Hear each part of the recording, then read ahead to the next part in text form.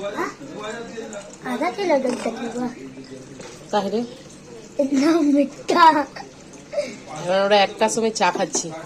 এই যে পঁচু, এই দেখো ভাই, এই দেখুন ভাই, আমরা এখন চা খাচ্ছি।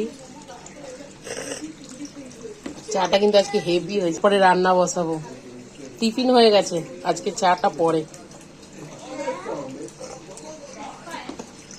চা খেয়ে নিই, তারপরে এবার রান্না শুরু হবে।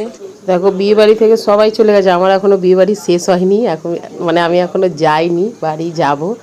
এই নতুন জামাই এসছে, বোন এসছে, এবার তাদের জন্য আজকে রান্না বান্না হবে। এই দেখো এত বড় বড় চিংড়ি এনেছে, চিংড়ির হবে মালাইকারি। এখন রান্না বান্না হবে, খাওয়া দাওয়া হবে, তারপরে আমি আবার বিকালবেলা নিজের বাড়ি যাব। তো এখন রান্না বান্না শুরু করতে হবে। আর হচ্ছে আমাদের নতুন জামাই চিংড়ি মাছ ছাড়া কোনো মাছ খেতে পারে না, মানে খায় না, মাছ খায় না, চিংড়িই খায়। তাই জন্য আজকে বাজার হয়েছে শুধু চিংড়ি, আর কিছু হয়নি। কারণ ও মাছ খায় না যেহেতু, সেই জন্য মাছ আসেনি, শুধু চিংড়ি মাছ খায়, পছন্দ করে। এটাই আজকে রান্না।